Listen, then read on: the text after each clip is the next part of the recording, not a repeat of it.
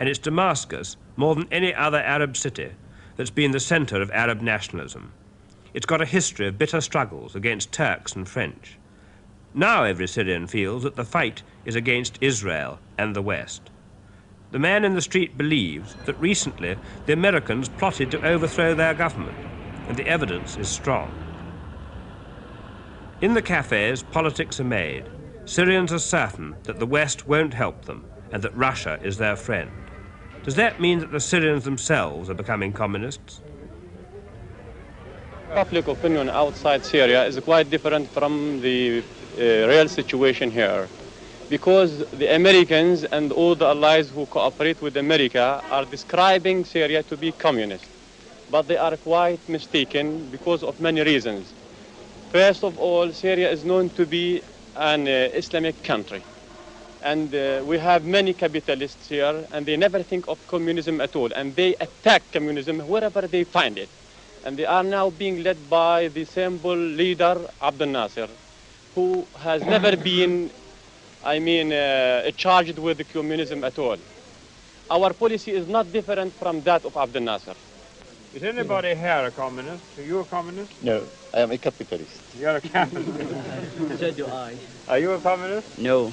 But Capitalist. Do you think that do you think that Syria is in danger of going communist? No, I don't think so.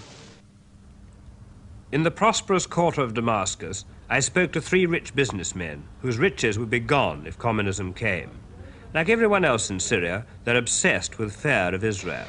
If you remove the danger of Israel, we might have time to think about the danger of becoming communist.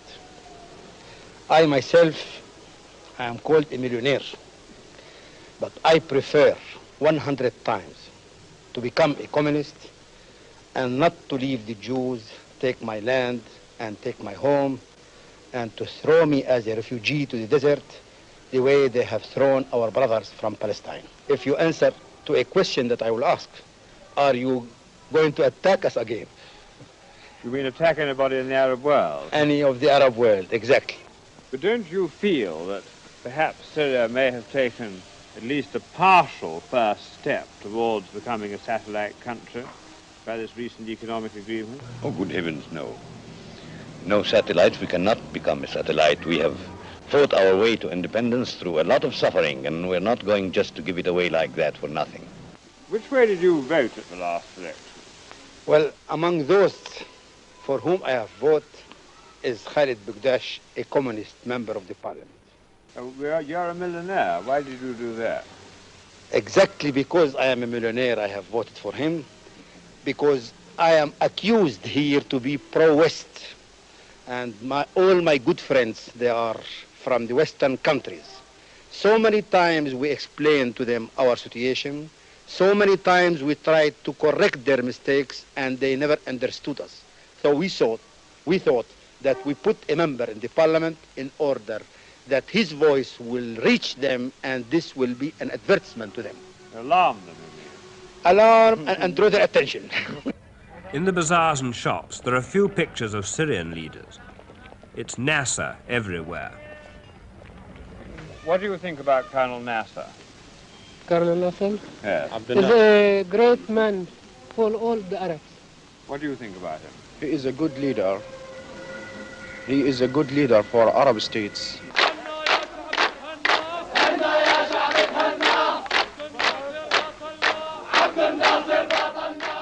Nasser is our friend and leader, is the theme of this song, which the Syrian soldiers insisted on singing to me.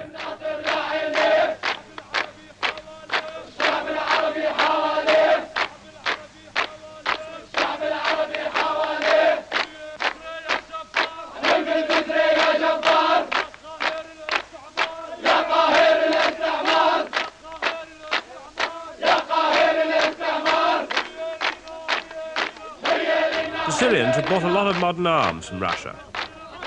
It's doubtful whether even their regular soldiers could use them effectively, nor could these volunteers who belong to the popular resistance movement. Every morning at dawn for 2 hours, these volunteers run round the streets of Damascus. They're practicing street fighting in case the Israelis or the West invade Damascus. Their employers have to pay for their time off work. They're very enthusiastic. The Chief of Staff told me that he was very proud of them and that they would be magnificent fighters.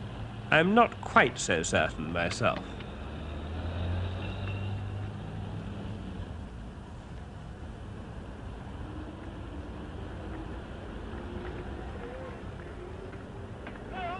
General Bisri, how many pro-communist officers do you think there are in the Syrian army? There are very few pro-communist officers in the army, and most of them are in the reserve. The army is dominant in Syria. It's not true that they don't interfere in politics. They've changed the government several times by force since the war. But this showroom was about the only sign of the Russians that I could find in the Damascus streets. Yaz, Gaz, Maz are all Russian makes of car.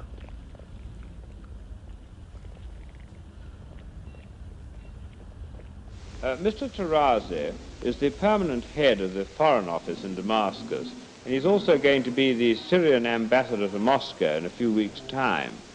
Mr. Tarazi, why is it all right to take a loan from the Russians but not from the West? In fact, the Syrian government has requested a loan 2 years ago from the International Bank for Reconstruction and Development in Washington. But unfortunately, the conditions of the bank were not acceptable for the government because the loan had contained some conditions which could be considered as interfering in the internal affairs of Syria. That man may not be a communist, but in England we'd call him a fellow traveller. But the ordinary Syrian agrees with what he says about the West making unacceptable conditions for any offer of aid. The government certainly has the people behind it. Here's the Prime Minister. He doesn't speak much English, so we had an interpreter to make a simultaneous translation. My first question, no communist. Insofar as communism represents a social and economic doctrine, I can without any hesitation declare that the proportion of communists or communist sympathizers in Syria is less than anywhere in the other Arab countries. It is even less than in any Western country. There is only one communist member in our parliament, which is composed of 144 deputies, while in France, for example, the number of communists constitutes a large proportion of the National Assembly, and the same thing applies to Italy. Even in Israel itself, which is the spoiled child of the United States, the communist members of parliament total 13. It is clear, therefore, that the prevailing false impression that communism is spreading in Syria has no foundation in fact.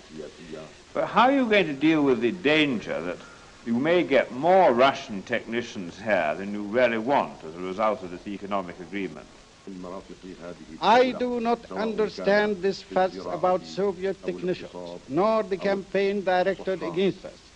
First, it has been said, we have become communists. This is not true. Again, it has been said that we have become satellites of Soviet Russia. This also is not true. Our relations with the Soviet Union have been deliberately misconstrued and distorted.